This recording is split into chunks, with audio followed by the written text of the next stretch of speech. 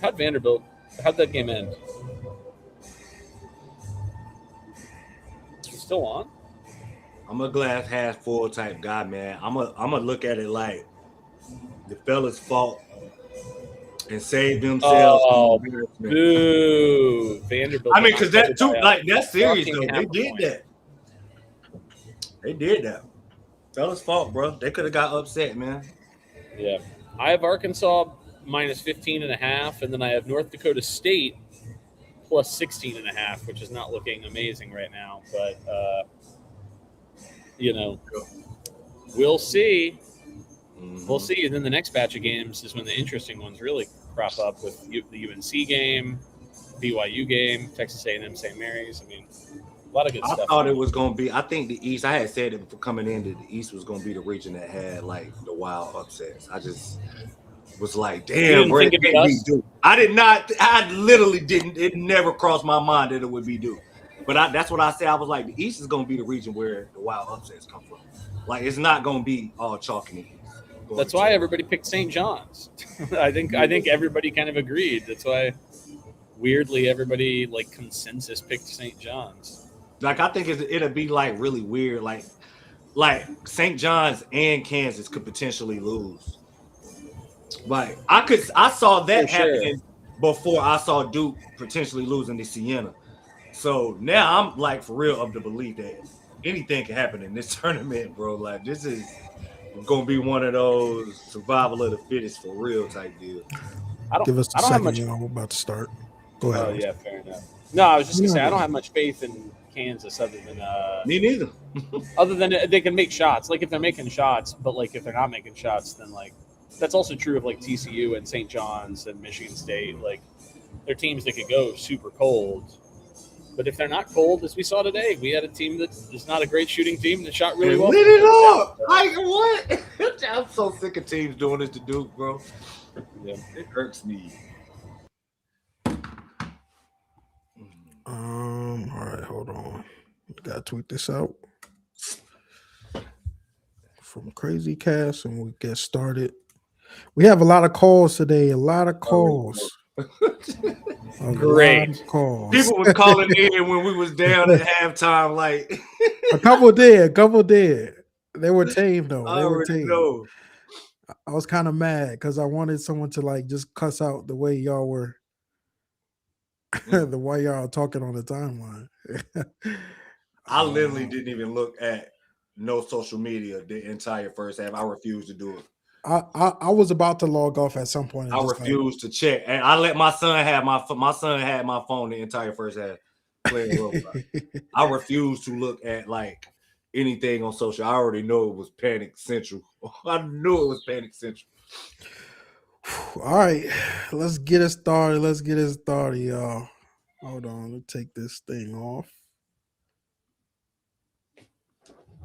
The three of you guys, man, thank you for what you guys do, and appreciate you guys having me on. We were trying not to score, and everything we got about 33s or something. Yeah, I mean, we kind of felt that. We kind of feed off that energy. This place is amazing. Like I really love Duke, and I love the atmosphere I'm in here. Mark Williams, beast mode.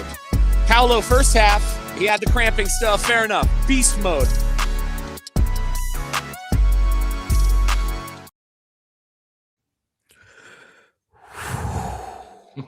Everyone breathe. Everyone breathe. Everyone take a second. Breathe in. Breathe out. Cause boy, oh boy, we almost had maybe this was good. I'll tell you, we would have had 1,000 people watching tonight. Guaranteed 1,000 people watching tonight. If that was an L, man. You are watching the Crazy Cast or listening to the Crazy Cast. We are live after the first opening game of March Madness for the Duke Blue Devils. One of the scariest games probably in my lifetime as a Duke fan. At points, I'll be very honest, I gave up.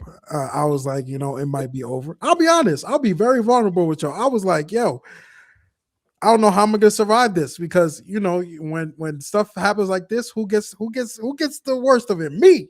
Everyone comes to Duke NBA. I get all the name calling, all that, But we came back. Yeah, it's not the coaches, it's not the players. No, it's not even the you coaches. specifically. It's me. It's me. But no, they pulled it out. Shout out to the fellas for pulling that out, saving us from a disaster. 71-65 Duke wins. Big game for Cayden Boozer. Fellas, how we feeling? Take me through the emotions. Take me through. Russ start us off, but take me through the emotions of first how the game started, where you were at halftime, and be honest. Did at any point you think it was over? Yeah, I mean, first half I was mostly like, oh God, it's one of these. Like the worst thing that you can do is give a team confidence, especially a team. Siena's not a good shooting team. And we made them look like a terrific shooting team because they were making, like, not just the wide open ones, they were making the contested. I kind of think that after the first 10 minutes or so, Duke did an okay job defending. Like, there was the occasional lapse, like the occasional backdoor, but, like, they were making, like, fadeaway, like, mid-rangers and, like, catch and shoots with somebody draped all over them. I mean, like, you can't give guys confidence. You can't let them see the ball go through, right? But we've had this before against worse teams. I was kind of like, yes, sucks. I tweeted it's the worst half of Duke basketball I've ever seen. And I think that's probably true, right? I even with this result, I'm hard-pressed to pick a worse half of Duke basketball just as it pertains to effort, as it pertains to the product on the floor. It was about as bad as it gets. And then to come out at the beginning of the second half, also very flat.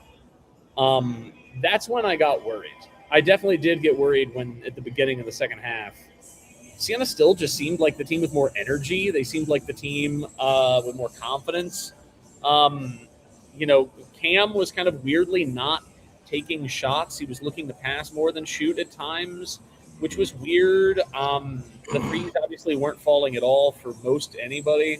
So it did cross my mind, hey, maybe, I think I tweeted like, well, that's not good, or something like that, right? Like, this isn't good, or something very like matter of fact like that, when I thought there's a chance that this goes the other way.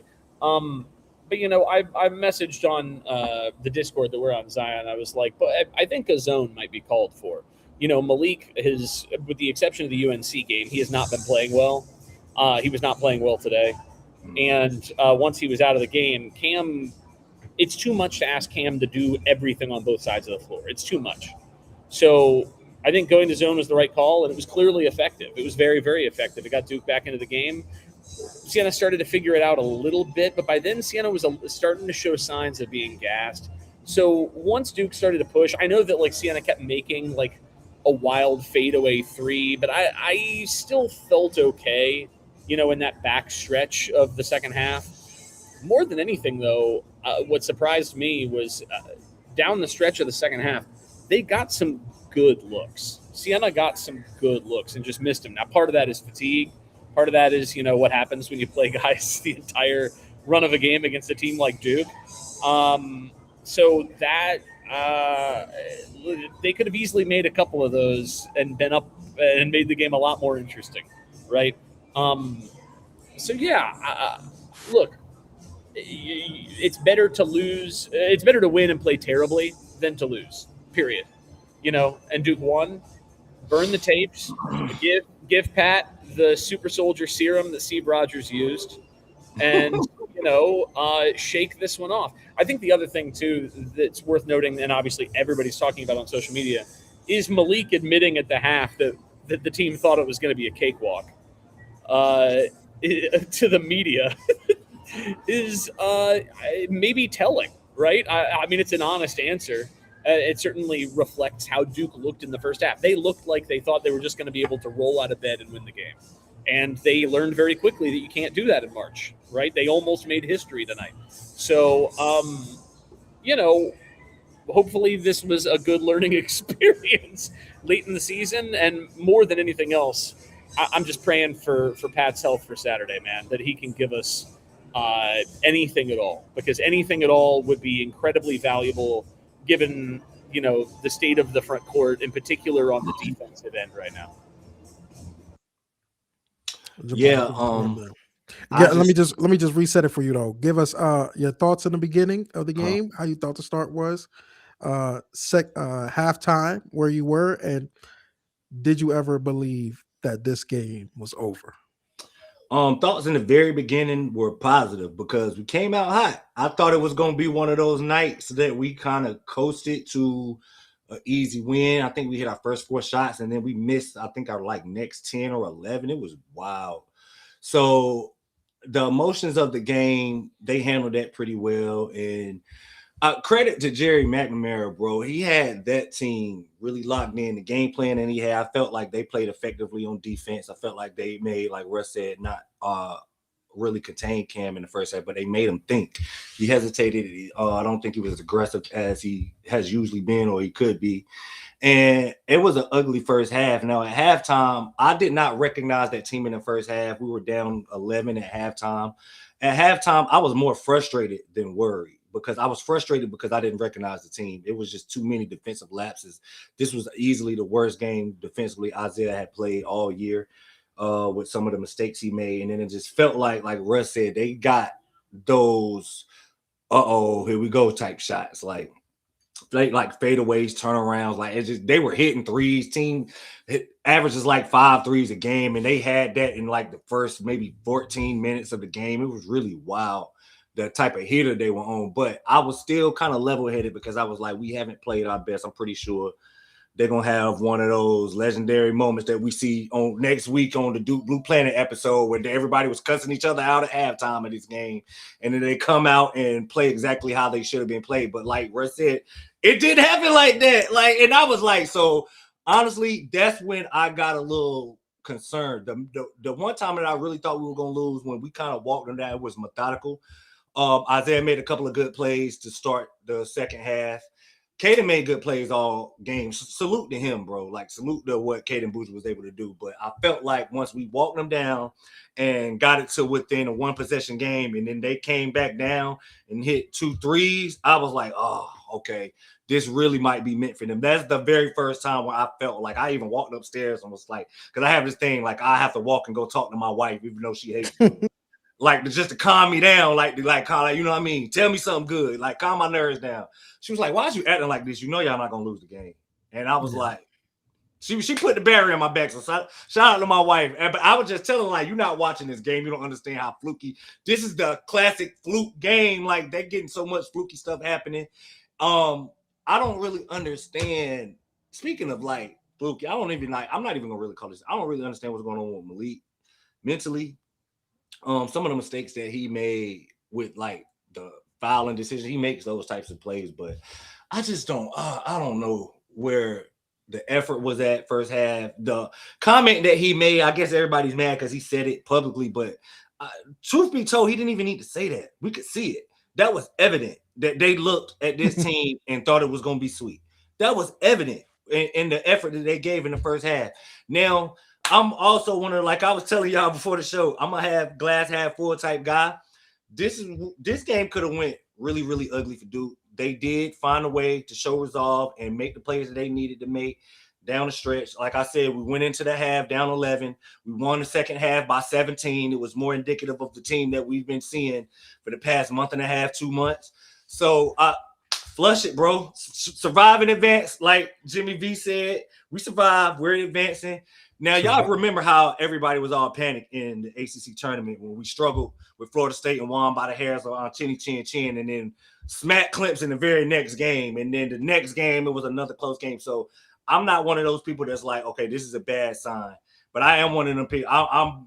We about to find out if Patrick is really hurt or not, for sure. If this was a precautionary thing, or if this was all right, if it's game time, you need to really get out there because we played and I could tell and I don't really like that. I got what everybody was saying, and I said it, if he was healthy enough to play him against Siena. I don't really like that disrespecting. No, you should be able to beat Siena. Nah, if he's healthy, put him out there. So we're about to find out if this is a real thing or not, because I don't even think they're gonna play with precautionary rest of Pat anymore after this particular game. Well, I don't even think they said it was precautionary, right? They said he wasn't ready. But I'll tell you what, if it was precautionary and it somehow came out that it's precautionary and Duke had lost this game, that is the sort of thing that never goes away. So they lucked if that was the case, and I don't know what the case is because we never they keep it quiet, and maybe we'll never know. But man, if he comes back on Saturday and he looks like I'm normal, whatever. I just can't get over the fact that he was warming up in the Carolina. It was fine. He was getting ready to play. It was a game time decision, and that turned to 2 weeks of him not playing. And what's going on? He's had a history of foot stuff, right? I mean, they got to be careful with him. I understand that you got to be careful with him. I think there's a world in which they could have left him active and not really played him today. You know what I mean? Something like that, that kind of thing. If they thought he could go today, I don't think they would have ruled him out if he could have gone today. They would have just not really played him. They would have just played him a few minutes or whatever, right? So I have to think that he was just not ready to play. But that raises other questions because the UNC warm up and everything else. I agree, but we'll never know.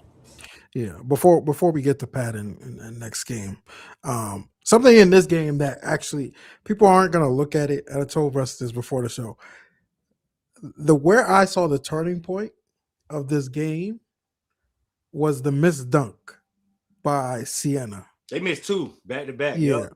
The first missed dunk by Movey leads to an Isaiah Evans dunk on the other end.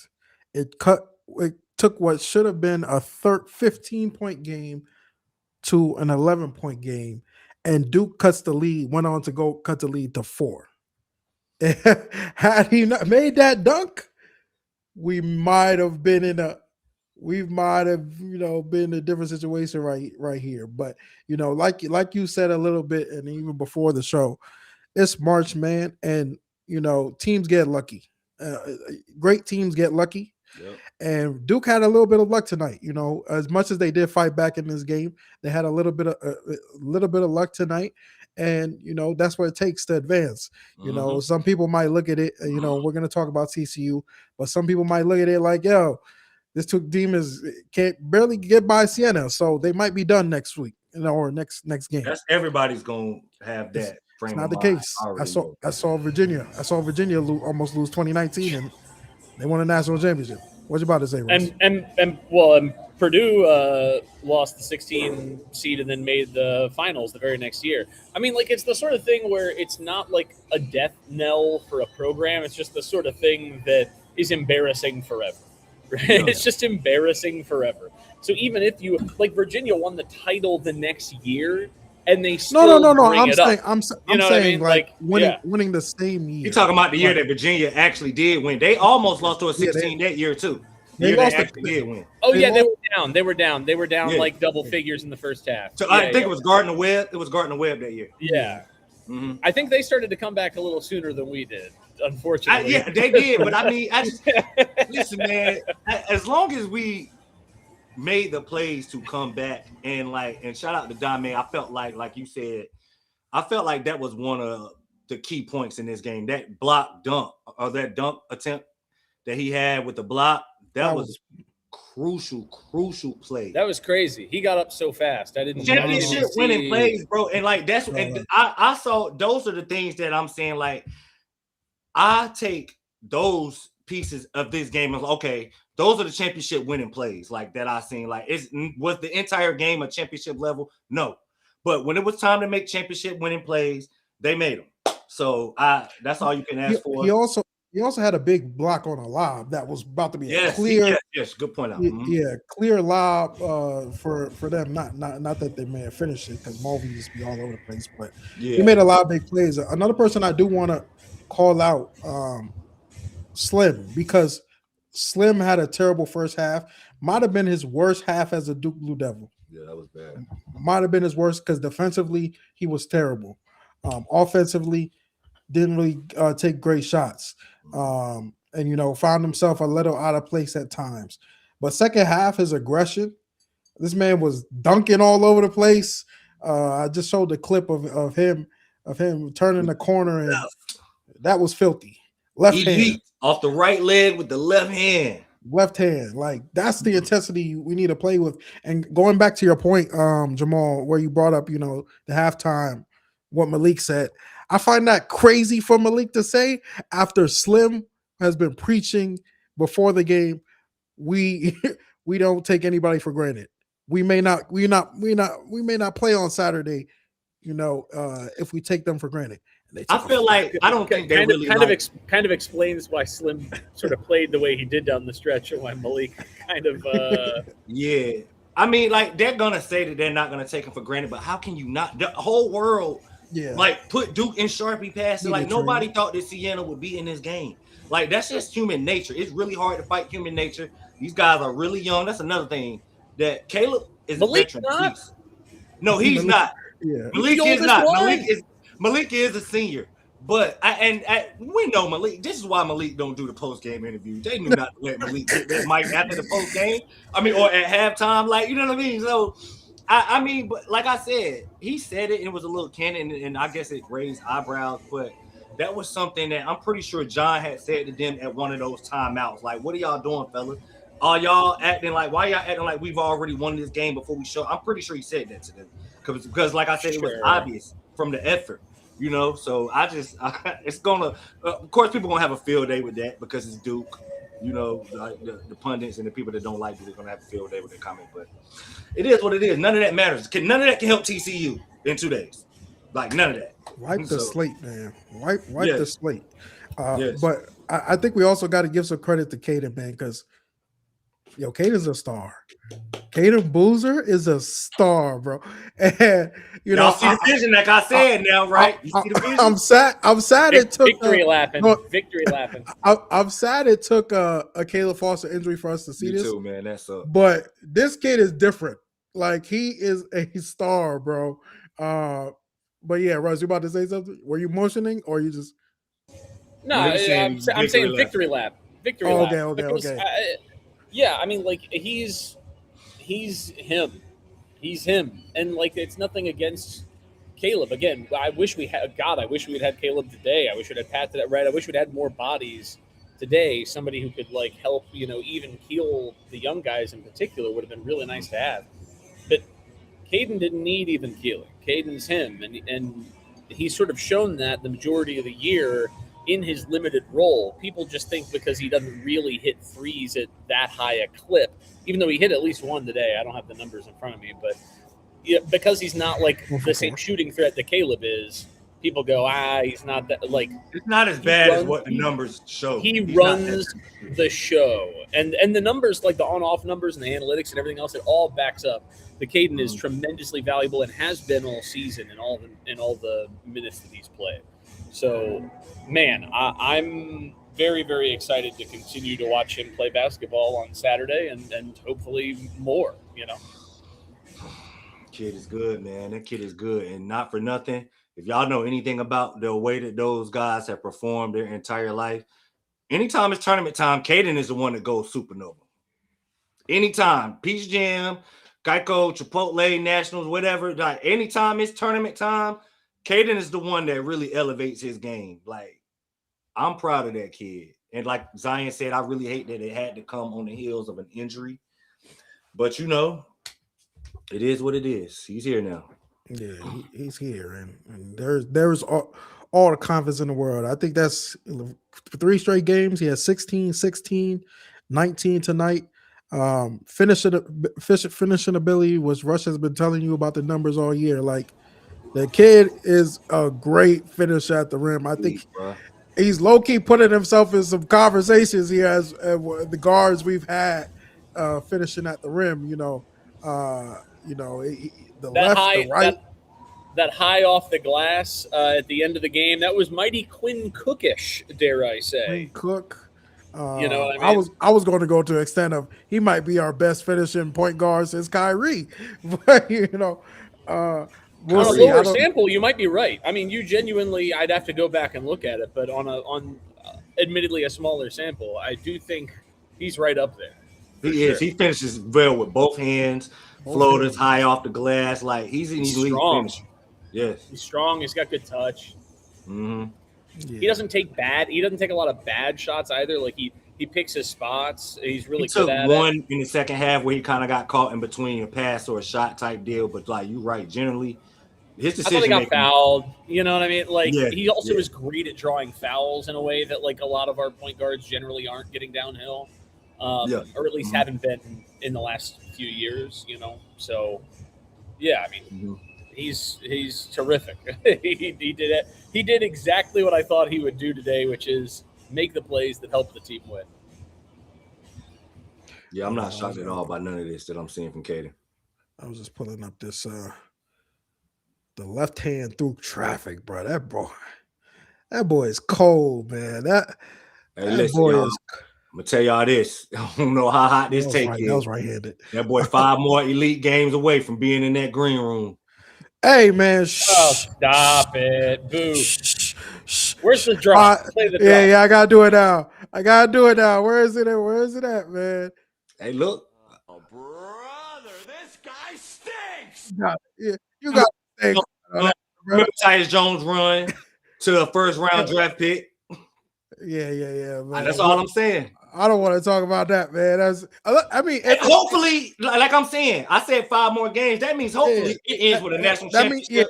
If it happens, at that point, I don't care who leaves, bro. Long as they end with a national championship. That's fair. If it happens, that means we won a championship. Yes. I think it's a little different in the sense that there are roughly 5,000 terrific point guards in this draft. Like there are conditional things between 2015 and now in terms of the draft, you know what I mean? Like, and also Tyus being drafted 24th, the guy who's going 24th, is he a guy that leaves this year if you're getting picked 24th? Maybe not. But in 2015, definitely, right? So I'm not too worried about that. I'm worried about Saturday, and I'm hopefully, knock on wood, we'll get more than just one postseason out of him because he's terrific and just scratching the surface. I would love to have multiple. Y'all heard me saying I want to get him to year 3 because I think he's going to be National Player of the Year if he get 3 years at Duke. I don't know how feasible that is, him actually getting to the 3rd year, but I would love to see it because I'm just that high on him. I really believe he's that good of a player. Yeah. Have we really dove into Malik, what we think is wrong with Malik?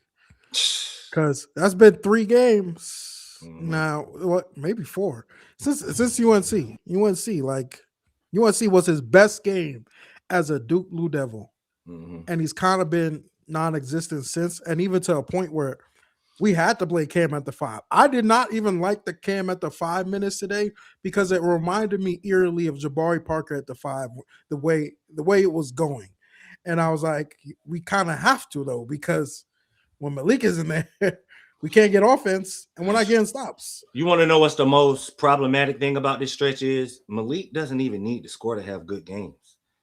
Like, that's the most problematic thing about this stretch of bad games for Malik is that his good games are predicated on effort, energy, activity, and it's just, it hasn't been there for whatever reason. The fouls have been like head scratchers, like Russ, you're a senior.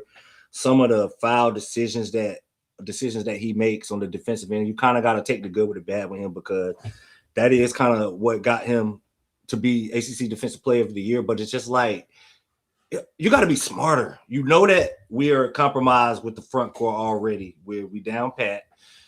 You just got to be smarter. And like, that's the most concerning thing. And like, what somebody's just saying, like in the chat, I agree. He is better as a reserve.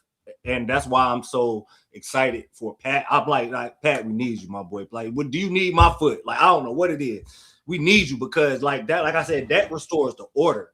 Malik can get back to becoming a reserve, and I think that can solve some of the issues. But I'm not shy. Like, if there still shouldn't be a reason why the energy and the effort isn't there from the jump, like it typically is for him. That's the only concerning thing for me. Like, this is not him just missing shots thing. I mean, I think his energy is there. It's just causing him to commit fouls 80 feet from the basket, which, like, on one hand, he does that generally, right? Like, he is good for at least 2 fouls a game, exactly like that. He's good for at least 1 to 2 turnovers a game where you're like, what's my guy thinking?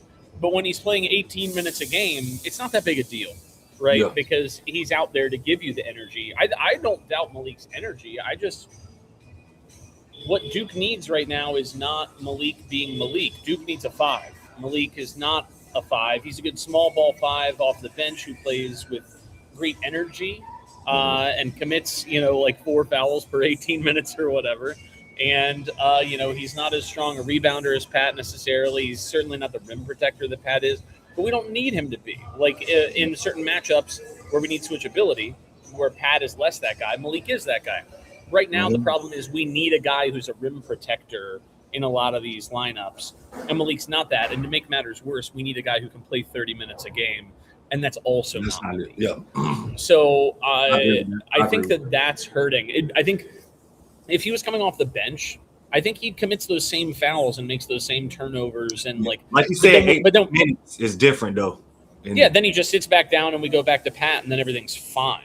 Right. And then when he gets the deflections and he gets the steals and all the other stuff, when he makes the nice pass, that shines a lot more because the problems are less problematic. Yeah. Why is that not registering? Like, we know this. You have to be smarter in your minutes. We're compromised in the front court as is. Everybody's role has to change a little bit. We all have to do different things in order for us to steal these games where Pat is not in the lineup. And that's the most frustrating thing. Like, he's a elder state, like he's a senior, bro. Then it needs to be a scheme change then or something. Because he's 6'8" or whatever, right? Yeah. I don't know what it says on the thing. He's 6'8", right? Mm-hmm. And he's not a rim protector. He's not a huge offensive rebounder threat. He's a good defensive rebounder, not a huge offensive rebounder. Again, sets a moving screen foul every game. Commits a foul far from the basket every game, tries to thread the needle on a pass that is nowhere close to getting received every game, but also makes a really nice pass every game. But when it's 18 minutes, the mistakes are fine because it's 18 minutes. When you need him for all 30, then it just becomes more glaring because it's like, that foul 80 feet from the basket, that sucks for us now. That really hurts. That hurts us in a huge way. But I don't really blame Malik. It's not the role. It's not his role. I mean, it's just. So I like another reason why I like the switch to zone. Frankly, and honestly, we maybe could have done it some with Malik out there. We didn't. When Malik came back in, we went back to man. Maybe just because it was time to. But I kind of wonder if we have. I think we need to go 2018. If Pat's limited on Saturday, then I think you have to consider more. Yeah, we need to go 2018. Just play it. It's not a lot of scary shooting teams in this region. Just do whatever. There's a lack of them entirely. There's a lack. Just do whatever. TCU, St. John's, Kansas, Michigan State, Connecticut. Ohio State was going to be the one that maybe shouldn't do it, but they're gone. I don't have enough. I don't really care. Or Louisville maybe win these games. I don't mind because people are going to say, well, Duke got to go zone, and it's not even really that because man-to-man defense. It has been consistent. It's been good all year, but it just makes more sense with the lack of shooting in this particular region. Just do what we got to do while Pat is not out there, especially if Pat doesn't play on Saturday. I would love to see 35 minutes of that 3-2 zone. I really would. Yeah. Although that's gonna create offensive rebounding or defensive rebounding problems against the team. But it should. But against TCU, they're not that big of a team. They're tough. They're not, but they're a very good. They're a tough team. Yeah, they're a tough and physical team. But they're really good. good. It's give and take. We shouldn't. I'm not as concerned. I'm a little bit more concerned going into the TCU game. You should be after today. I feel just based off of the day. But I wasn't. We can be honest. I wasn't as concerned with the TCU matchup before today. But I'm also of the mind frame that this game was an aberration. I don't even recognize who that team was defensively, focus wise. This team has been professional in their approach all year, and they just were not that first 25, 30 minutes of the basketball game. Yeah. So, and I mean, Siena. TCU is the same offensive rebounding percentage in conference as Houston is this year, and better than Iowa State. I mean, they're a real offensive rebounding threat. Yeah. maybe not as the shooting threat, but Yeah. I mean, Siena wasn't a shooting threat either. They averaged 5 threes a game. They turned into 15 Warriors on us, man. Yeah, Jadoti turned into Jack Golke, Jimmer Fredette, all of the above,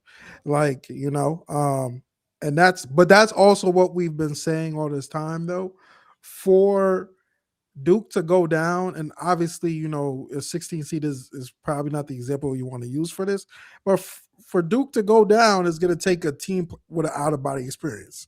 Siena had an out-of-body experience tonight. Great coach team. Jerry McNamara is going to be. We'll see him next year, probably. Yeah, we will see him at Syracuse. But they had an out-of-body experience. I even saw the first possession we had defensively. I thought it was great. The shot clock winding down. You get a ball in the corner. It's just Doty just decides, I'm going to throw it up, fade away 3 from the corner, bang. The next possession, even after Duke started 4-4, I was like, yo, the offense is cooking. We're about to blow them out. The next possession, a guy who's hit 4 threes all year, hit 2 threes tonight. What's his name? The power forward. Yeah, full he played or whatever. And then Coyle he played 4. I mean, Coyle looked like an incredible shooter tonight. Yeah, I mean, I was like, bro, that was wild. That's the type of stuff defense wasn't even bad. Like that. When you see stuff like that, you get nervous because guys playing out, like Zion was saying, you're gonna have to it's gonna take superhuman efforts from guys who don't normally give you superhuman efforts, mixed in with the guys who are your main guys, and their main guy had it going as well. But he did have me kind of nervous, man. That guy played extremely well. Coyle shot sub 30% from 3 this year, made 4 of 9 tonight. What? That's crazy. I didn't even know he was sub 30. That's wild. That is wild. Coming in today, he's at exactly 30% after this game. I'd have been so hurt if Duke would have lost this game on the strength of a team. That is crazy. They can't shoot it all, like going lights out. Doty definitely got tired too at the end. I mean, he was just launching. I mean, the whole team played. Might have got hurt too. Yeah, I'm about to say, I think he got a little injured too. He got hit the scorer's table once, and then Dame stepped on his foot unintentionally. Yeah. But it's crazy. You look at the numbers at the end of the game. Siena scored 65 points. They were held to 38% from the field, shot 35% from 3. But that's typically a good Duke defensive performance. But it's March. It's March, man. It's March. Crazy things happen. We survived. Cayden Boozer, not the greatest game tonight, 4 for 11. Dame Sar 1 for 7. Didn't get much from Cam dribbling that ball straight out of bounds when it didn't even hit his foot at the end of towards the end of the game. Okay, I was like, he dribbled it off his foot. He didn't even dribble it off his foot. He was just dribbling it, and then it hit a dead spot, and the joint went straight out. I was probably like, hit a dead spot because it looked like it went off. I think it's the basketballs. I think it's the basketballs.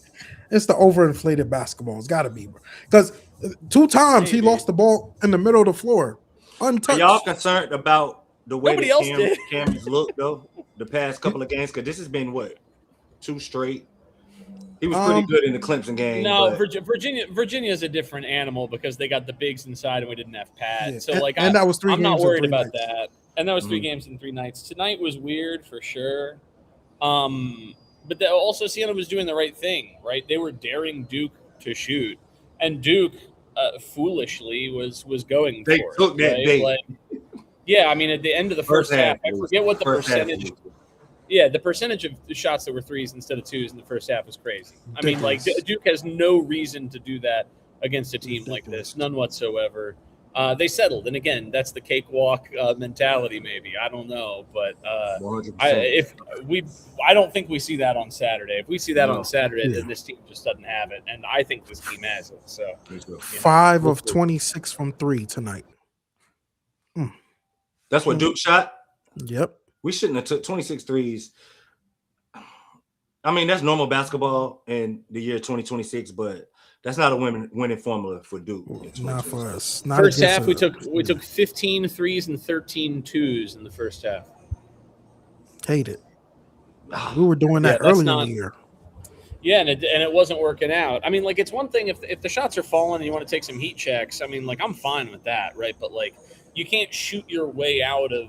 I mean, unless you're slim, you can't just shoot your way out of a bad team shooting night. Like you've got to get down and you got to see the ball go through the hoop, man. The problem Like, about it is that I feel like we get really quality looks. Like, don't we get some really good looks? And it's not like the shots weren't. Of course open, we do, dude. you know? It's money ball. It's money ball. McNamara is smart enough. Look, I don't think that McNamara is like the second coming of like Jim Boeheim or whatever else, right? But Yeah. like McNamara is smart enough to go, okay, Duke makes X percentage. They make 60% of their shots from 2, and they make 34% of their shots from 3. Let them You shoot can do it. some quick math and realize that between free throw attempts also being baked into the 2-point attempts, that you are far more likely to yield more points per possession when Duke is shooting 2s than when Duke is shooting 3s. So you crowd it in and you say, you know what, Duke, you're going to beat us from 3. And if you beat us from 3, then we tip our cap to you and we say, good game. But you will not beat us from 2. And I guarantee that's what TCU is going to do on Saturday. I guarantee that TCU is going to do the exact same thing. It's got to be the game plan. It's got to be the game plan. You got to give. Why wouldn't it be? It works. Yeah, exactly. It almost worked tonight. If Pat's in there, maybe it changes, right? Like because Pat changes some of that calculus with the high-low, with the screens that he sets and the rolls. I mean, like Pat makes some things interesting and different and good. But if Pat doesn't play, they're just going to crowd the paint and say, beat us, Dame, beat us, Nick, beat us, Cayden, beat us, Cam from 3 instead of 2, right? That's what they'll do. So many points during this game. I was like, dang, Pat would be so like even when Cam goes out, because now even like I'm excited if we do get back Pat because Shire has a little bit more confidence to play Nick at the 4, so we don't have to play Malik and Pat together anymore. There's a chance we'll play Nick and Pat in the front court, and the spacing with Pat on the floor allows him to be more of a scorer. But so many points. Today I was like, dang, Pat would be perfect right now. But on that note, we could jump into the calls because I'm sure a lot of the calls will be about Pat, and then we'll talk a little bit about TCU before we get out of here. But let me bring up the calls.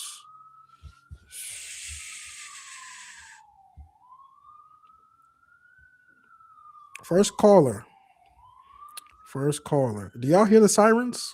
Yeah, it's Whatever. cool. Whatever. It's New York. It's New York City, man. Don't blame me.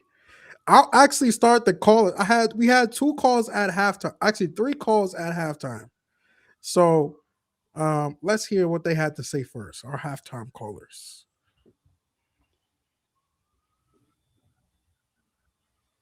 Today was going to be a cakewalk. Let me restart that. Y'all didn't and you got to be kidding me.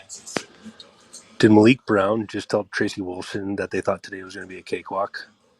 And you got to be kidding me. Like, that is completely unacceptable. I mean, no wonder they played like absolute trash in the first half. Come on, guys, get it together. You're the number 1 overall seed, for Christ's sake. Step it up. Yeah. I'll say I've seen some people suggest, and maybe there's some validity to this, that Malik was conveying the message at half rather than like what they thought, right? Being told, you treated this like it was a cakewalk. Yeah, and that's now right. you know I know what it Shire is said or whatever. that to them in the game. I know he did. He said it to them more than once. The way it was conveyed, but the way it was conveyed, yes, it comes across maybe not great. I agree with that. Yeah, you have a right to be if you take it how you want it as a Duke fan. Next caller, Cade. I know this is probably a smart take. I don't know where I'll stand on this at the end of this game, but at halftime, I just can't help but sit here and think to myself, come November, how I'll just be able to put myself in the space to invest in a whole season of Duke basketball again. If we lose this game, like we just went through a full season, started peaking in February. Obviously the injuries, but like this is no excuse to be losing this game. This is just embarrassing. Like it's just remarkable how you can go through a full season of mostly highs and losing by a possession, 2 games, And then we come out against the 16th seed and are getting blown out by 11 at halftime and in danger of losing, being the third team to lose to a 16th seed as a one. And man, this is just tough. Well, you know, I don't. If we had lost this game, Hey, full transparency moment. Did I 100% thought this same thing? It literally crossed my mind. Like, yeah, so I'm supposed to just when I actually thought like, all right, Duke might could lose this game. The next thought was, oh, now I'm supposed to just be all in on this team next year. Like, right. I did have that literally thought. thought the same thing. Hey, listen. Therapy session, y'all. It's all right. We can get out. We can get out the real field. We can be honest. We can be honest, man. That was one of my thoughts. Yes, I had that thought. If we lost this game, I was gonna think like, how can I even like do content anymore around this shit?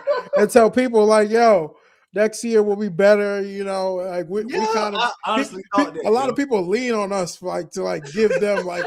You don't know how many people have walked up to me at games or even like they'll message me or Russ and they'll be like, yo, you guys really just helped me get through, the pain.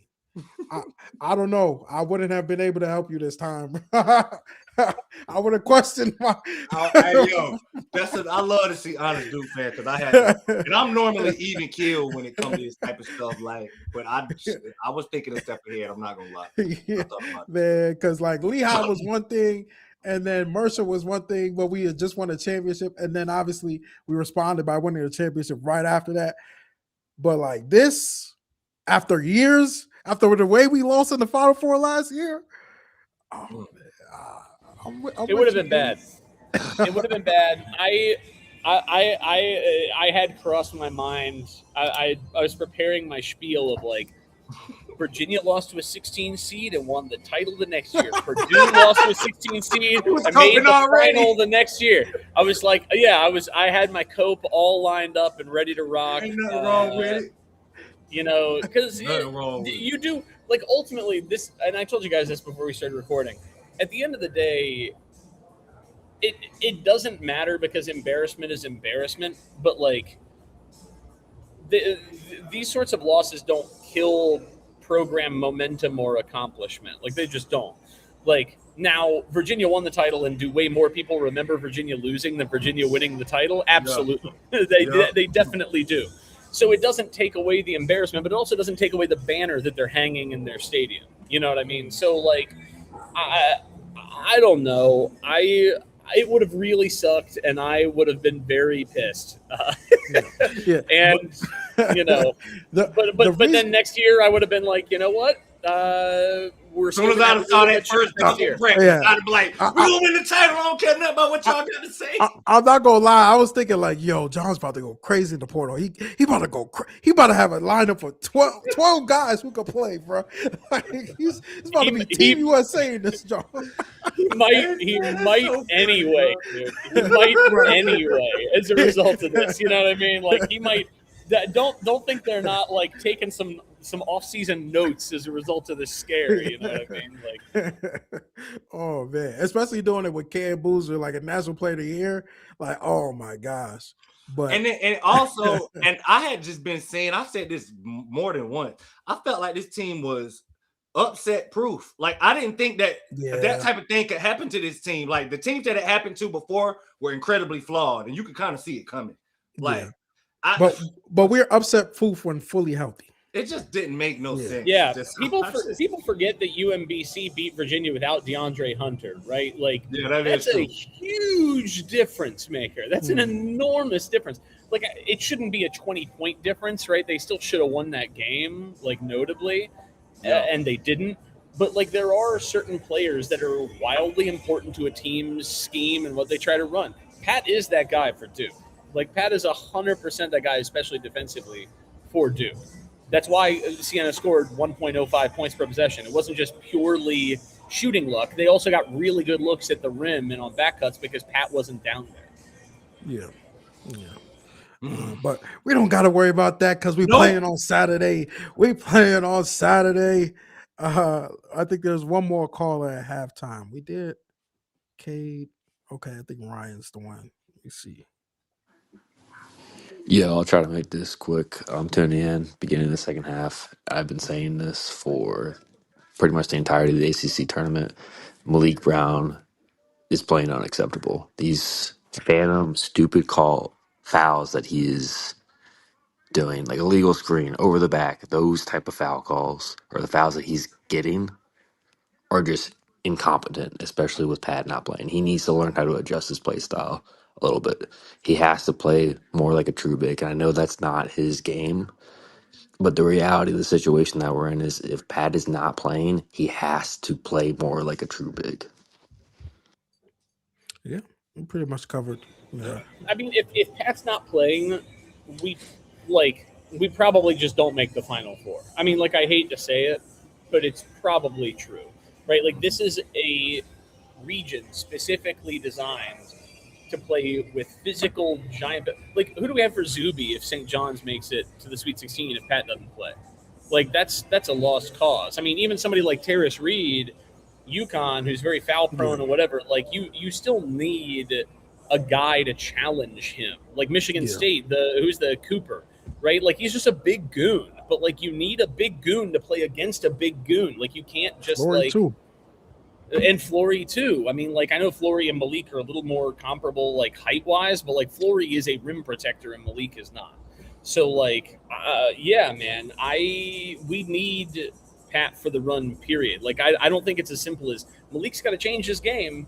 Like, Malik can't get 2.5 inches taller. Like, he just, that ship has sailed. You know, he can't go out there in platform shoes. It doesn't work that way.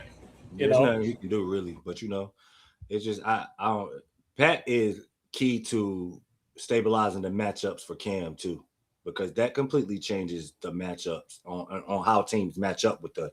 It's like it's a trickle effect on how important Patrick is to everything we do on both ends of the floor.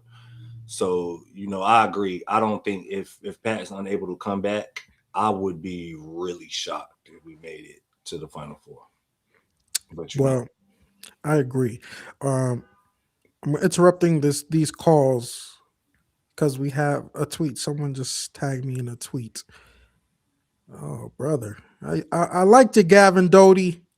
I liked you, man. Okay, so apparently Gavin Doty saw the UNC team and walked by them and said, F Duke. And the program UNC staffer agreed. Let me see this video. You're supposed to say that. They just ended his season.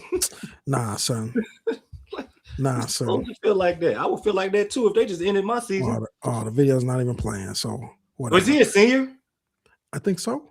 100%. I mean, I feel you, bro. I ain't even gonna take it personal that you feel like that about Duke. I'm gonna take it personal. His college, his basketball career is pretty much over with. Is he a senior?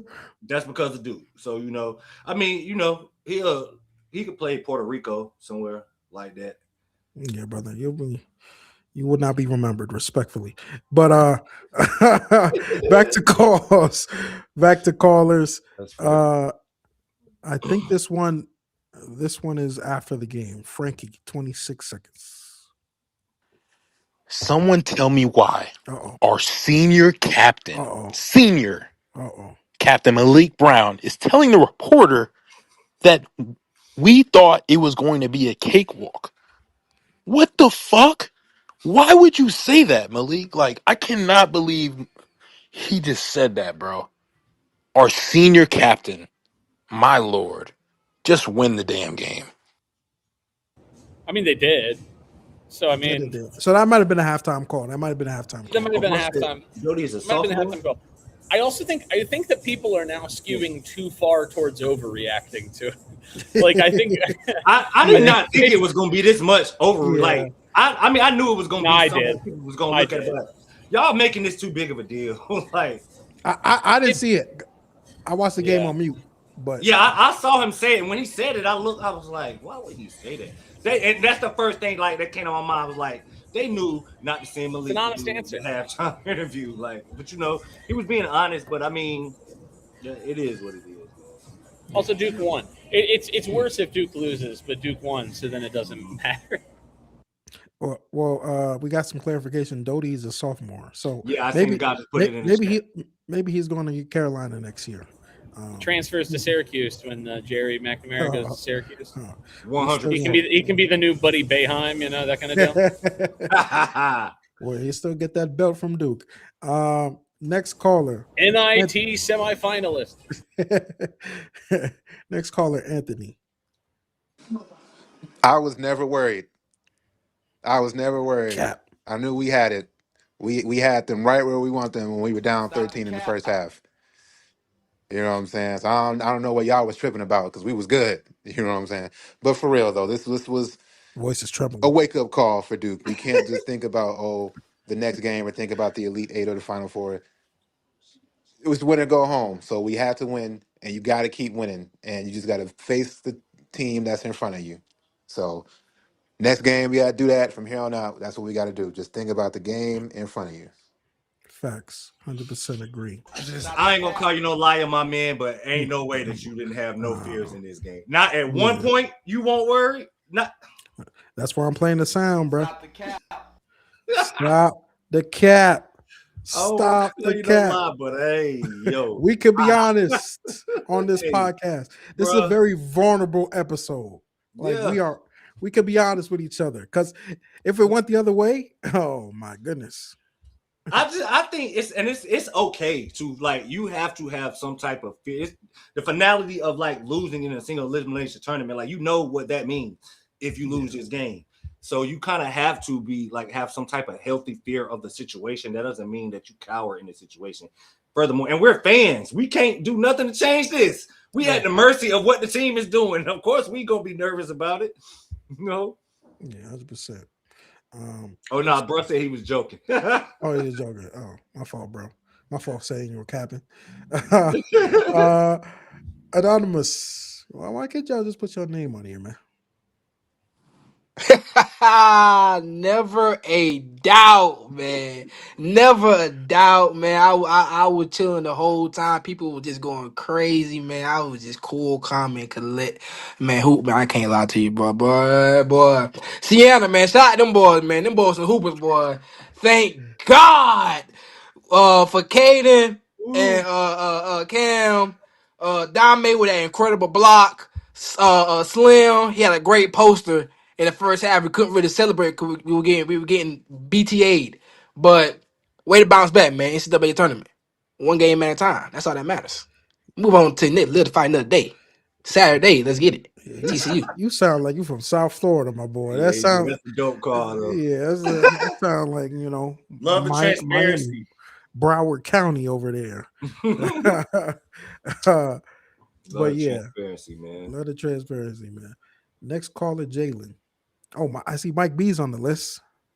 Mike B. Woo, boy! Never a doubt, man. Never a doubt, fault. Man. No worries in me at all, man. People. Okay, so this is anonymous now. Okay. Oh wait, did he have two? All right, bro. Next call. Russ flooded the call line. Hey, what's up, fellas? Big fan of what you guys do for Duke basketball. Big fan. What I didn't like about what the boys did today was we played like we're gonna beat these dudes by 30. About this time of the year, everybody in the tournament is dangerous. I don't care how they got in the tournament, whatever the case may be. They made it. They're dangerous. And I didn't like how in the halftime interview, Malik said, "Oh, we thought this was gonna be a cakewalk." That's concerning to me because why are you guys overlooking like, oh, okay, we're gonna get Pat back for TCU or Ohio State in the second round, so we're not worrying about that. See, that's concerning to me. You need to play all these 6 games like your life depending on it. Luckily, we won because if we didn't, who-wee, but need to regroup, pray we get Pat back and see what we could do moving forward. But that was very concerning, very concerning. Yeah, we've covered the Malik halftime interview. Fan base hot at Malik, bro. People took that personally. Come out and apologize. Like I only saw it on X when somebody tweeted it, but y'all really this mad at Malik, man. Y'all was loving that man 2 weeks ago on senior night. Everybody Nah. wanted to vote him in for president. If Malik had scored 15 points today, I don't think anybody cares. No, nobody would have cared about that, man. And yeah, like Duke doesn't put Malik in front of the camera usually. Like he's not a guy who wants to do interviews. So probably just said what was on his mind, man. Lay off the dude. Lay off the dude. Okay, we got Mike B. Mike B is back. What's up, guys? I'm probably in the minority here, but I am thinking that game was exactly what Duke needed. I feel like they came to that game thinking they could just roll out of You're a bed different man, Mike B. and walk their way to a 30-point victory. No, I think that game showed you that this is March and this is different. I mean, anything can happen. You can get cooked by some random white guy wearing black socks and black shoes. You can't just assume you're going to go out there and be better than the competition any given day. So hopefully this forces them to lock in. All guys on that bench, coaching staff included, they need to take a serious lesson from this one. But again, it's March, survive in advance. Let's go put belt to the frogs on Saturday. Go Duke. Put some belt to the frogs, man. That might be good perspective. Honestly. Yeah. Mike B's a different man because maybe 2 months ago he would have said this team is terrible, one of the worst Duke teams. But he's not wrong though. He's not wrong. Yeah, he's not wrong. The young guys had to grow up on the fly tonight. Like they had to get that taste of real game pressure in the tournament. So yeah, and Malik did say that post game as well. He said that it'll be a good learning lesson for them going forward to TCU. So, that intensity, you better come out from the start next game on Saturday. I don't think they announced a time yet, did they? Probably not. No. Probably let the games finish. I haven't seen it yet, but I have to assume it's the morning game. Morning? Oh, morning for you. I was about to say. Well, like the early game, whatever the first game is. Yeah. Next caller, Neffy. Neffy, man, this is a minute 30 seconds. What's up, guys, man? It's Nephew from a high school, North Carolina. Listen, man, a couple things about the game, bro. They punched us in our mouth. They early, often. John Shire got out coached in that first half. And if you want to be completely honest, if old buddy would have made a couple substitutions, we probably would have lost. But Cayden Boozer needs some respect. In our last 2 or 3 games, to me personally, he's been the MVP. He's been out playing his brother. He's Dame. Dame should have been on door the entire game. Putting Isaiah Evans on him. Like you have Sarr holding a 5'11", 5'10" point guard. For what reason? Put Cayden or put Evans on him. He's not a threat. Have him hold their best scorer. Have their most player. This game should have been over a long time ago. But shout out to Duke, man. They stepped in when they needed to step up. The last 7 minutes or so, they ain't scoring basket, and that's how it should be. That's how the Duke defense should have been. Them boys was over there tired. He should have been pressing a long time ago. Get them tired, make them passes lazy, and make them have to think about everything. And that zone worked. So, man, shout out to Duke, man. Shout out to the brotherhood. And now sisterhood is your turn. Duke women, let's go. Let's go. Go call, man. Up too. Shout out to Hosky too. I've been out there before. Yeah. One thing he did know, he said Shire got out coached. Shire admitted today post game. Yeah, he said that. Mm-hmm. He said I got out coached tonight, and that Shire would never usually say that. The competitor in him, and I mean it was kind of obvious, like he was the way they were as comfortable as Siena was. Like the team has not been that ever been that comfortable against Duke defense this season, and for him to admit that was good. I forgot another point he made. He talked about Slim. He talked about Slim on Doty to start the game. He said Dame should have been there. Yeah, I've seen a number of people say this. I don't. On one hand, we talked about this the other day in terms of like wing stopper defense, etc. And that while Slim has been very good defensively this year, I don't know that he's like the guy that you put on the other team's best player necessarily. And again, this is small sample. I don't want to overreact to anything. Maybe because Schultz, the point guard, he's been a little turnover prone. Maybe he thought because he runs the offense, he's a little turnover prone. That maybe Sarr could cut the head off the snake. Generate some turnover. I don't know. I'd be interested to hear an answer from Shire about that if somebody asks him at the presser, which they probably won't. But I think it'd be interesting to hear the mentality there.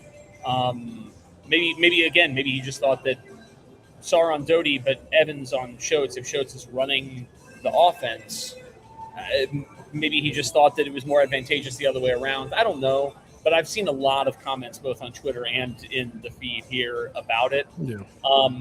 In retrospect, maybe they should have done it differently. But hindsight's always 20/20. Yeah, I think Shire wanted to stick to his guns, right. And it just we're gonna do what we do. If we do what we do to a high level, we should come out on top. And he just went with the normal, set not line. What's the word I'm looking for? Y'all help me out. The way that we defend. Dame is at the point of attack. And exactly. Yeah, I don't know why I drew a blank like that. Yeah. So, but I think that initially he just wanted to stick to the way he normally does things, and then you have to make adjustments sometimes. He ended up making an adjustment in the second half, but I also agree. I thought that right out of the gate, maybe Dame should have been on him, but I'm not going to second guess John and stick it to him to start. We were switching a lot too. And Siena was taking advantage of that also. To be fair, their big guy was getting Cayden on him. Maji Balenciaga said Doty went 1 for 9 with Sarr on him. I didn't even know that. That was see. Yeah, well, Sarr's built different. Sarr's a different animal, man. So but he's also only one guy, and if we had put him on Doty and Evans on Schultz, maybe they just run a bunch of switch type action to I don't know. It's hard for me to nitpick it, especially when Doty, frankly, was once they made that change and he was 1 for 9. So what that meant, he was 6 for 11 before that. A lot of the work he got, they did, just them, not even just him specifically, but the second half was a completely different story than the first half. Second half was a different story. Yeah, a lot of that was in the first half, And a lot of the zone made a difference too in the shooting generally. That was a tempo change. Yeah, so I don't know. I'm inclined to wave my hand a little bit, but if we play another another team where the best player is not necessarily the point of attack player, and Dame's at the point of attack, and Slim's the best player, and the best player starts going off, then people are going to go, we've seen this movie, Yeah. It results always dictate what the discourse is going to be. Yeah, and Slim has been pretty good defensively all year. That was this disappointing showing. I think Shire has built enough trust, at least with him defensively, that he could believe in him to draw that assignment. But maybe now going forward, it's just because he had him guarding Yaxel to start the Michigan game. So why would he not think he could be able to guard Doty? Let's move to. I'm gonna skip the. I'm not gonna skip. I'm gonna jump around to some calls because I see a lot of familiar names, and I want a chance for other people to get called. One caller says Russ's bucket hat. So we're gonna play that one. Survive in advance, baby. Bring back Big Pat. Go Duke. Okay. Shout out to Russ's bucket hat. I agree. Next caller, Trey. My boy Trey. He's been on the show. I ain't gonna hold y'all too long, but survive in advance, baby. The most dangerous weapon on earth is an overconfident white guy in March, and Siena had like 4 of them. And they were coached by the ultimate overconfident white guy, McNamara. And they came out, played out of their body in the first half. We came out lackadaisical, played like shit on defense, left open shooters. Came out at halftime, responded. I want to thank McNamara for not subbing. Those guys were gassed by the end of the game. That probably saved us. But burn this tape. But Cayden Boozer's growing up right in front of our eyes. Like, this is another game for him to get experience. I like what I seen out of him. Cam is not going to be this bad again, hopefully. And as long as, Slim plays like he played in the second half and Dominic makes those impact plays he did on the defensive end, getting out on the break, we'll be fine. Like, today was rough. We got hit by a buzzsaw in the first half, and they very well could have folded. The way they responded, burn his tape, survive in advance. Let's move on. Go Duke. Appreciate you, Trey. I agree with everything except for burn the tape. Do not burn this tape. Watch this game film to 4 a.m. because it's certain things that they could have done differently to make this outcome be a lot less stressful on us. Like, watch this film, fellas. Don't burn this film at all. Like, be better on Saturday. Be better. Nobody has the confidence of an unathletic white guy from New York, man.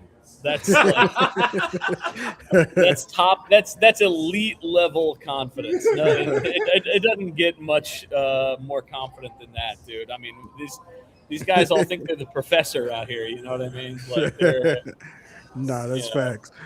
One thing he did comment on, and I actually wanted to comment on the last caller or two callers ago had the same topic. Siena didn't go to their bench because they don't have anybody they can trust to put in this game. They had a guy who's hurt. Yeah, and I feel like people say, I got a text too after the game, like, yo, if Siena went to their bench, they might have blown us up. No, I think if Siena went to their bench, Duke by 25. Duke probably would have brought in a guy who was not ready to play in this game, and probably Duke would have probably came back sooner. But shout out to them because they played 40 minutes, and that's hard to do, and they competed for all 40. So, good for them. Appreciate you for the call, Trey. Next caller is Monty. You see, not the Monty we know, the other Monty. Survive and advance. I don't care about none of that. I don't care if we won by 1, 2, 3, 73. Survive and advance, baby. On to the next. Let's get it. You got another call, so let me see what it is. There is no way you just send in audio with dead air. He butt All right. out. He didn't know that. He probably didn't He know butt that. out. Well, he was on a motorcycle in the first call, so I mean, Somebody said it in the chat. I thought about this. Like, nobody felt. This is another thing that gave me bad vibes. Greenville is jinxy as hell. This is where. Oh, we got to talk about this. Like, somebody finally said it in the chat too. Like, bro, I get why Duke chose it close to Durham, but never again. Never choose this site again, bro. Never. What was the alternative? I don't know. Philly. Philadelphia was the other one, right? I would have been fine with Philly. I would have been more than fine with because Duke has the heavy presence in the Jersey area. So like that would have brought out people would have been away from Carolina. Because when Duke took the Florida night, people booed. And I'm just like, all right, man. Like, we got to stop picking Greenville. We did Greenville 2022. We almost lost the second game to MSU. Greenville obviously is the site where we lost to South Carolina in 2017. Pick a new site, man. It's not a friendly. It's not a friendly place. You think we don't get booed in Philly when they make Villanova our 8 seed and when UConn is the other like team in our pod, in Philly, you know what I mean? Like we're gonna get booed anywhere. Like I realize UNC has I realize it's different. I'm about to say a lot of that is the Carolina fans is there. They have a lot. I think that Duke just accepts the booing within like relative scale of booing and would rather have a much shorter trip. I would have to guess that that's the case. That's fair because when I went to actually Newark was pretty pro Duke, but Barclays 2 years ago, we actually got outmanned by JMU somehow in New York. So maybe it's just a tournament thing where pretty much any site they have is going to be a heavy dose of. And again, Villanova was on that 8-9 line. Like, do you really want to risk playing a true road game in the second round? We've done that. It doesn't go well. Is Villanova playing in Philly this I was week? about to say Villanova with the injury issues they got right now. I'd have took that over the 8-9 we got. I don't know that Villanova's in Philly, but because it depends on what their 1 seed picked. But if we had picked Philly, you're rolling the dice that the committee decides to put Philly and Villanova in there. We've seen other teams get underseeded teams get into their own region, geographically. So yeah, UNC somehow got into South Carolina this week. But yeah, next caller. I see Derek here in the comments. He said it was my call played yet. We'll play it now. What's up, Crazy Cast? Derek here. Not the game I was expecting today. I thought it was going to be a 20-point game, 15 plus, 20 the whole game. It wasn't. We got down early, and we pretty much were down the whole game for until about the last 6 minutes. Shout out Cayden Boozer, man. Kid's a winner. Made all the right plays. Got in the paint as many anytime he really wanted. Um, he put his butt off, and we started off slow, and Siena got hot. It's gonna happen. I think this is a good thing for us. Obviously, we came out to win, which is great. But you can learn from this, and it's a reminder that you play like that again, and next round or in later rounds, like you're gonna go home. Your stuff's gonna be packing, and your run's gonna be over. So they were tested, and they did whatever they could to find a way. Shots weren't falling. Not really worried about that. This wasn't our day, and we'll keep going from there. Just gotta get Pat back healthy, and on the Saturday we'll see TCU. Be a pretty good game, and just come out with a win any way we can. Let's go, dude. DDMF. DDMF. I guess we could talk a little bit about CCU because we haven't. What are your initial thoughts going into TCU on Saturday? They narrowly defeated Ohio State, nearly blew their 15-point lead today. Yeah, I mean TCU is real. They definitely struggle offensively at times. They'll get into the mud, but they're a tough defense. They were one of the better defenses in the Big 12. Really good offensive rebounding team, even though they don't shoot threes well. They don't shoot a high rate of them, but they play up to their opponent. I feel like a lot of the games that make people doubt TCU is that against worse teams, they've had some duds. I mean, they lost to New Orleans. They lost at Utah. They played sort of embarrassingly close with Incarnate Word at home, right? So they have some real duds, and yet they beat Florida. They almost beat Michigan. They beat Iowa State. They beat Texas Tech at Texas Tech, granted without Toppin, but still Anderson was on such a heater that's still a huge win. They should have beaten Kansas at Fogg if it wasn't for shenanigans. They took Kansas to the wire again in the Big 12 tournament. I mean, this is a team that plays up. And so, they are not going to be the team with less energy or less motor, less commitment to the win in this game. So Duke can't do what they did today. Otherwise, they will get literally punched in the mouth. This is a physical ball team. And, they don't have a ton of size, but frankly, we don't have Big Pat. Neither does Duke really. I mean, I know, they play 6'7", 6'8" at the 4 and 5. We play 6'8", 6'9". I mean, that's not an enormous advantage, especially given how strong they are on the glass and how tough they are physically, defensively. So, it'd be a huge game to have Pat back, especially just his minutes. I mean, more than anything else, because the big men, TCU is going to play really physical. They're going to try to get to the foul line. I mean, Malik is a stone cold lock, 2 fouls in the first 4 minutes if Pat's not there. I mean, it's true. It's true. So you ain't lying. That's why I want somebody to knock on wood. Yeah. So that's the biggest thing. Now TCU, again, they could just not score for 8 minutes against Duke's defense if Duke's defense is locked in. Certainly a possibility. Again, Duke's defense a lot better with Pat. Maybe, again, another zone candidate, possibly, maybe. They're very good on the offensive glass, but we've generally been good on the defensive glass all year. So maybe we just roll those dice. I don't know. But, man, it's a matchup that screams for Pat. I really hope he's healthy. Yeah. Go ahead, Jamal. Yeah, I just, like I had said earlier, I looked ahead. It's human nature. I kind of assumed that this would be a relatively easy win for Duke. It wasn't. So I kind of figured that the way that TCU defends, they would be able to defend Bruce Thornton. Me personally, I would rather have played Ohio State because I've just recently watched them, and I just feel like TCU is a little bit tougher than Ohio State.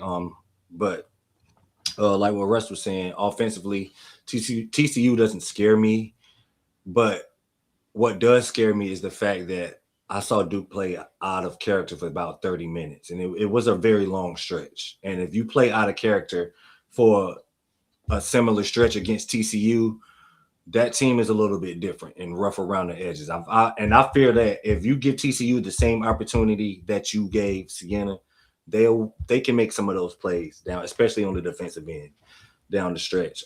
So I'm not overly concerned. I'm hoping against hope that Pat can play. Even if Pat doesn't play, I do still should be able to win this game. But like Russ was saying, it kind of brings the matchups back down to a little bit more even than people realize it without Patrick in the middle. So hopefully we'll, like I said, we're getting ready to find out how hurt Patrick is. We're really about to find out. So, but watching TCU today, I mean, the first half they played really well offensively, shot the ball kind of out of character, kind of like Siena. But their second half, they had a nasty drought of offense. They did. And I think, sure, our Ohio State made the adjustments, but I don't think Ohio State is capable of being a good defensive team. So the fact that they did stifle them that much kind of gives me confidence. At least, we'll be able to defend. It's a game we're not going to fall asleep for. It's not going to be a Siena. We know that if TCU, plays their best basketball, they could beat us on any night. So I don't think, we'll come out with that same energy. But, it was kind of pick your poison. Poison is a strong word. It's like pick your play style of what you want to play against. Do you want to play against the Ohio State team that is, the offensive team that can, light you up from the perimeter? They have two outside perimeter players that can kind of hit shots at any point. Or you want to play against a physical Big 12 team in TCU that is going to defend, is going to rebound, but they're going to have offensive droughts. So, I'm confident with the matchup. Like you said, I think we're gonna have to rebound. We're definitely gonna have to rebound.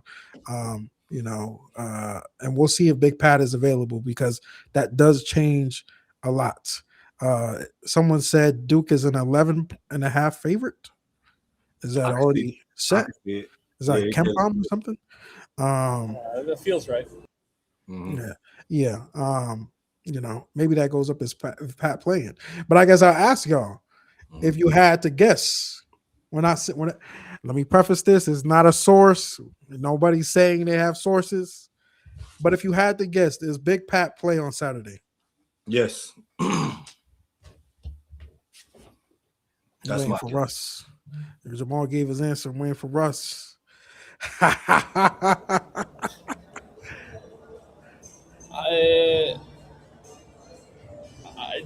do you want me to say here, man?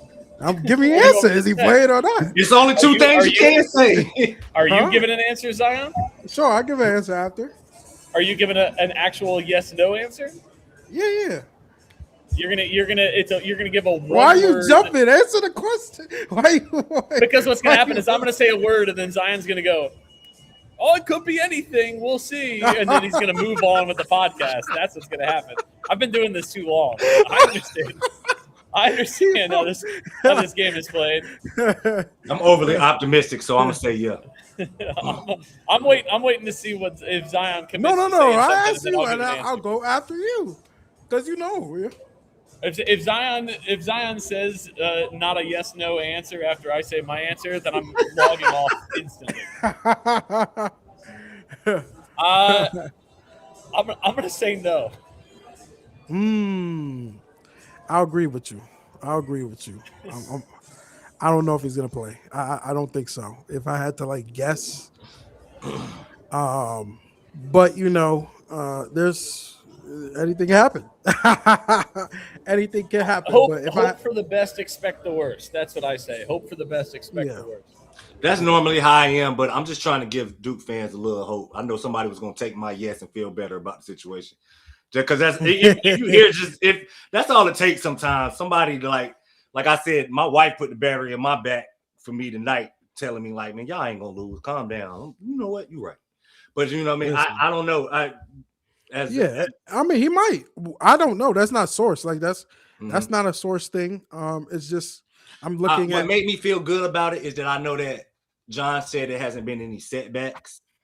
In the opening press conference, he said it hasn't been any setbacks. It was more just comfortability thing, and we've been hearing that for 2 weeks now. So we just like, all right, bro. But I mean, I don't know. Like I said, I'm just gonna be overly optimistic about it, just because I know how close he was to playing against Carolina. It's not like we saw him get an injury and it was just like I don't know. So we saw him warm up. No, I'm saying like we didn't see him get an injury, like because the game before that was NC State. He played well. The whole team played well. Like I don't understand what happened between the NC State game and the UNC game that led us to 2 weeks of no Patrick Gamba. Like what happened? Yeah. I mean, we're gonna find out as soon as tomorrow. The presser, Shai will give an update. I'm sure no one really asked tonight because they're probably gonna ask tomorrow anyway. But yeah, we'll see. I don't know. I'm looking at him and he's still on his scooter, and I'm just guessing, But hopefully he's able to play because he will change the game if he even plays 10 minutes on Saturday. He will change his presence will change the game. Like I'm not even worried about him being limited mobily because I still feel like his presence and his passing ability and just him being in the paint will impact the game.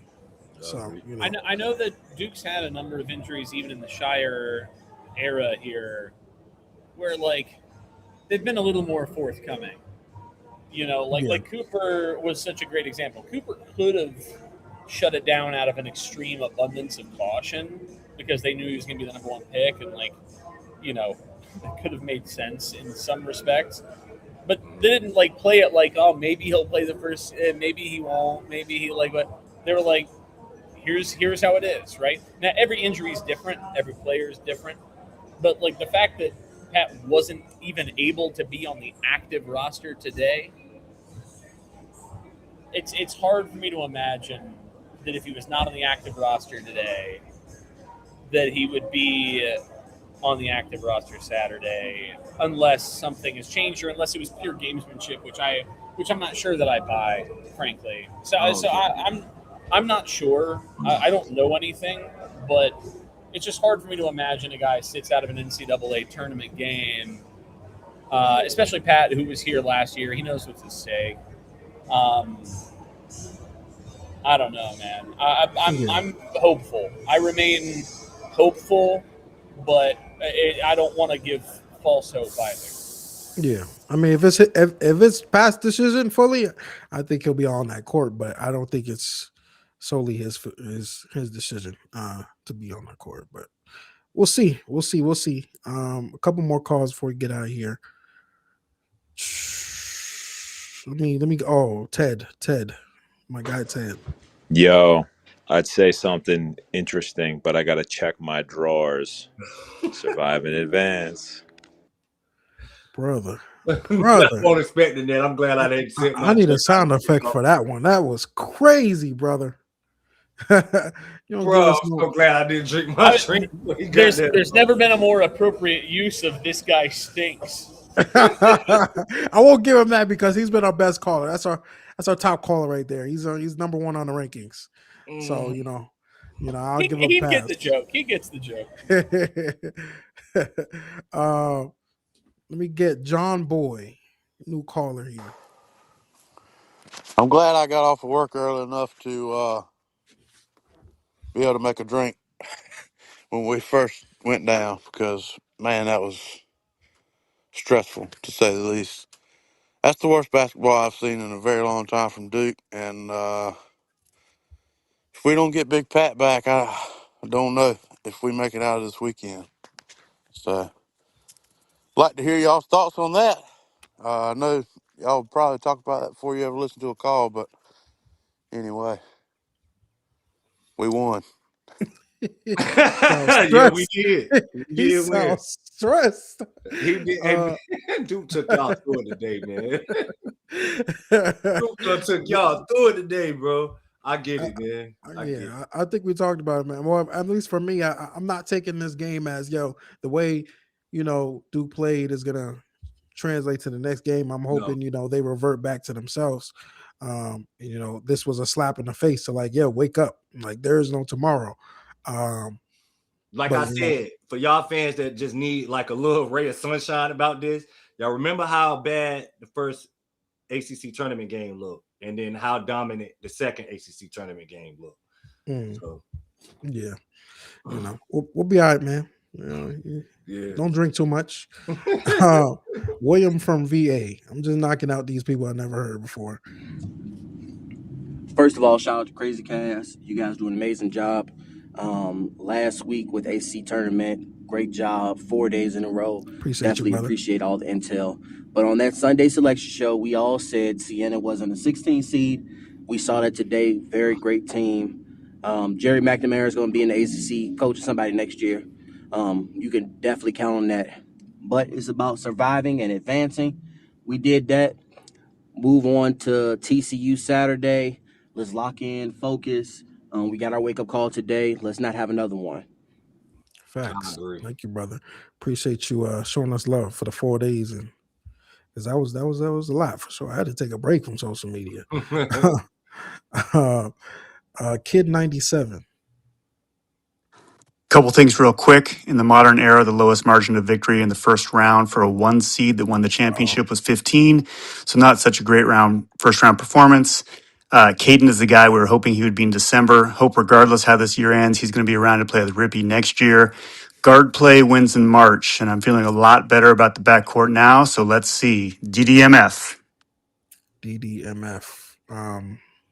I know history says, first team to lose their first conference tournament game before whatever the semifinals doesn't win the national championship. Duke lost less than the average margin. Sure, all that is cool, but all that is meant to be broken as well. So, yep. It is what it is. It is what it is. Let me get this. Let me see. Timmy, haven't heard from you. Man, where can I get started? This game was horrible. Like, oh my god. Is this on John? Malik saying that at half? Is this on John? Do we need to question John a bit, boys? Let me know. No, we don't. Simple as plain. I think it's collective more than just John himself. Because one thing, John said he got out coached tonight. So I mean, you can't say that. He put it on himself. But the effort tonight at points was horrible, and that's not on John to force them to play with energy and take a game seriously. Like it was a collective from everybody, top to bottom. So I wouldn't put it just on John.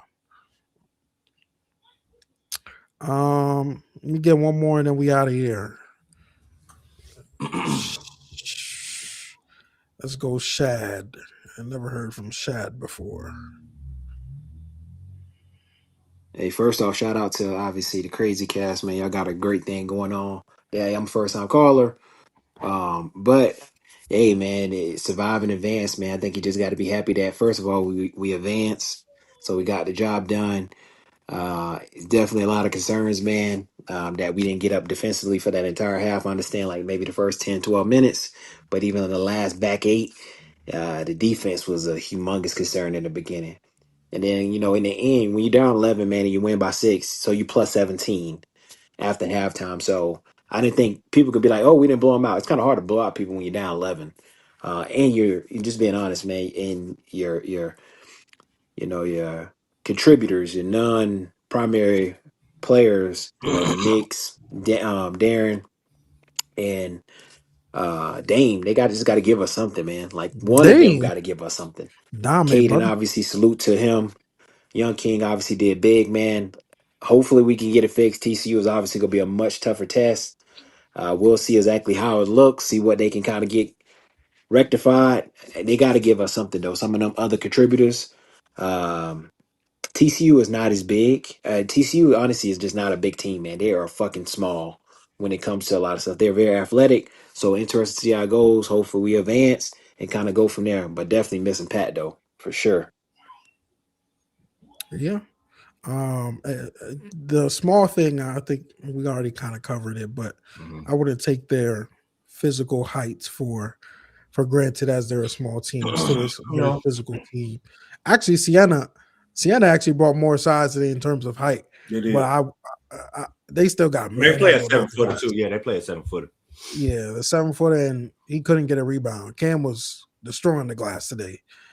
So the height is not everything. I mean, we know that. Final Four last year. Too soon, man. We almost not today, Zion. Not today, man. Gotta wait until we win a little bit more Hey, comfortable to man. bring up last year. That's my guy, though. That's my guy, though. But yeah, we appreciate y'all for tuning in. We are glad we could say we have another show to do after this, and hopefully another week after this. Yep. Keep grinding, man. Survive in advance. That's the key. Survive in advance. Find a way. But we appreciate y'all. Russ, you got anything to say before from your bar? Time for another beer. Oh man, this man. You, Jamal? I'm good, man. All right, fellas. We appreciate y'all for tuning in.